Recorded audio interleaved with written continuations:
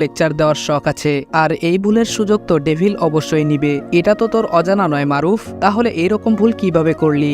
যখন আমার হাতে 3 মিনিট সময় থাকে আমি ভাবি, 2 মিনিট সময় থাকলে আমি মারি, আর 1 মিনিট সময় থাকলে প্যাক আপ। এই বলে আমার কোমরে গুজে থাকা পিস্তল বের করে নাফিসাকে শুট করে দিলাম, আর নাফিসা সাথে সাথে মাটিতে পড়ে গেল। মারুফ আমাকে শুট করতে যাবে তার আগে আমি ওর হাতে শুট করলাম। মারুফ বলল, প্লিজ দোস্ত, আমাকে মাফ করে দে, ক্ষমতার লোভে আমি অন্ধ হয়ে গিয়েছিলাম, আমাকে মাফ করে দে দোস্ত। আমি বললাম, রানাকে ফোন কর। মারুফ বলল, রানাকে ফোন করব কেন? আমি বললাম, কারণ আমি বলেছি, ওকে বল তানজিলাকে ছেড়ে দিতে। তানজিলা কোনো রকম ক্ষতি ছাড়া আমার লোকদের কাছে পৌঁছালে তুইও প্রাণ নিয়ে ফিরে যেতে পারবি। তারপর মারুফ রানাকে ফোন করলো আর তানজিলাকে ছেড়ে দিতে বলল। তানজিলা ওখান থেকে ছাড়া পেয়ে আমার বলা জায়গায় পৌঁছে আমাকে ফোন দিল। মারুফ বলল, তুই যা বলেছিস আমি তাই করে দিয়েছি, এবার আমাকে ছেড়ে দে, মাফ করে দে আমায় প্লিজ। আমি হেসে বললাম, ডেভিলের ডিকশনারিতে বিশ্বাসঘাতকের জন্য কোনো মাফ নেই, এই বলে ওকে শুট করে দিলাম। তারপর কলেজে গেলাম আমার পুরনো রূপে, মানে ডেভিলের রূপে, কালো প্যান্ট, কালো হুডি আর মুখে ভূতের মাস্ক। তারপর গিয়ে ঢুকলাম লাইব্রেরিতে, সেখানে রিয়াজ, ইয়াসিন আরো কিছু লোক ছিল। আমি সেখানে ঢুকতেই রিয়াজ বলল, আবে সালা কে তুই, এখানে কি চাই? আমি হেসে বললাম, লাশ নিতে আসে অ্যাম্বুলেন্স, আগুন লাগলে আসে দমকল, আর কপাল পড়লে আসি আমি। ইয়াসিন বলল, ডেভিল?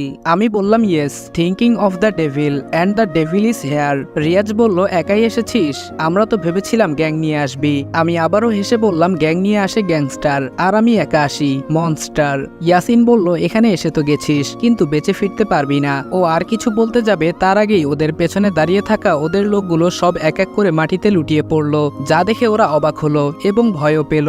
আমি হেসে বললাম, বাংলা সিনেমা খুব বেশি দেখিস, হিরোইনকে কিডন্যাপ করলে হিরো আসে একা বাঁচাতে, এটা হলো heroism, and I hate heroism. She is not my heroine and I am not a hero, I am a villain and I love villainism. এটা বলেই আমার পিস্তল বের করে ইয়াসিনকে শুট করে দিলাম। ইয়াসিন সাথে সাথে মাটিতে পড়ে গেল, আর তা দেখে রিয়াজ দৌড়ে পালানোর চেষ্টা করলে আমি ওকে ধরে ফেলি। আমাদের দুজনের মধ্যে অনেক হাতাহাতি চলে, কিন্তু রিয়াজ পালিয়ে যেতে সফল হয়। রিয়াজের সাথে হাতাহাতির সময় আমার প্যান্টের পকেট থেকে আমার আইডি পড়ে যায়, যেটা আমি লক্ষ্য করিনি, কিন্তু ঈশা সেটা লক্ষ্য করে এবং পরবর্তীতে সেটা তুলে নেয়, এবং সেটা তুলে যা দেখতে পায় তা দেখার জন্য মোটেও প্রস্তুত ছিল না, কারণ আইডিতে আমার ছবি, নাম ও অ্যাড্রেস ছিল। ঈশা কোনো রিয়াক্ট করে না, বরং তখনকার মতো ব্যাপারটা চেপে যায়। আমি ঈশাকে ওর বাড়ির সামনে নামিয়ে দেই। ঈশা বলল, একটা কথা জিজ্ঞেস করতে পারি? আমি বললাম, হুম। ঈশা বলল, কে আপনি?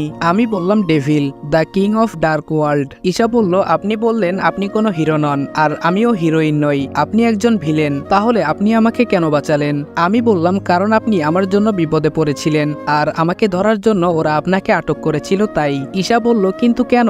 আপনাকে ধরার জন্য ওরা আমাকে কেন আটক করেছিল, যেখানে আপনাকে আমি চিনিও না? আপনার মুখের মাস্কটা একটু সরাবেন, আমি আপনাকে দেখতে চাই, আমার কেন যেন মনে হচ্ছে আপনি আমার পরিচিত কেউ। আমি বললাম, ভুলেও এই ইচ্ছা প্রকাশ করো না, কারণ আজ অব্দি আমাকে যারা দেখেছে তারা কেউ বেঁচে নেই, আমাকে যারা দেখেছে তাদের সবাইকে আমি মেরে ফেলেছি, তাই বলছি এখন চুপচাপ বাড়িতে চলে যাও, আমার ব্যাপারে বেশি মাথা না ঘামানোটাই তোমার জন্য ভালো। তারপর আমি সেখান থেকে চলে এলাম। অন্যদিকে ঈশা ভাবছে, আমার লাইফে এখন অব্দি কোনো গোল ছিল না, কিন্তু এখন আমি জেনেই ছাড়বো তুমি আসলে কে মিস্টার ডেভিল। আমি হোস্টেলে চলে এলাম, আর আমাকে ফলো করে ঈশাও এসেছে। আমি রুমে এসে চেঞ্জ করে নিলাম, আর তখনই কে যেন দরজা নক করলো। আমি দরজা খুলে দিয়ে দেখলাম তানজিলা দাঁড়িয়ে আছে। তানজিলা আমাকে দেখে অবাক হয়ে গেল। তানজিলা বলল, তুমি বেঁচে আছো?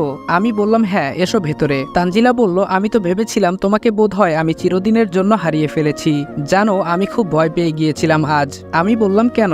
তানজিলা বলল, কারা যেন আমাকে কিডন্যাপ করে নিয়ে গিয়েছিল, আমাকে তারা বন্দি করে রেখে দেয়, আমাকে মেরে ফেলতে চেয়েছিল। ঠিক তখনই কারো ফোন এলো, আর ওরা আমাকে ছেড়ে দেয়। আমি সেখানে আর দাঁড়িয়ে না থেকে সেখান থেকে বাইরে চলে আসি, আর বাইরে আসার পর আমাকে একটা লোক এই অ্যাড্রেসে আসতে বলে, আর বলে আমার জন্য নাকি সারপ্রাইজ আছে। আমি ভাবতেও পারিনি আমার জন্য এখানে এত বড় সারপ্রাইজ আছে। আমি বললাম, আরে শান্ত হও, আমি আছি তো, তোমার কিছু হবে না, আমি তোমার কিছু হতে দিব না, তুমি ফ্রেশ হয়ে নাও, আমি তোমার জন্য খাবারের ব্যবস্থা করছি। তানজিলা বলল, ওকে। তারপর তানজিলা ফ্রেশ হতে চলে গেল, আর আমি খাবার আনতে যাওয়ার জন্য দরজা খুলতেই অবাক হয়ে গেলাম।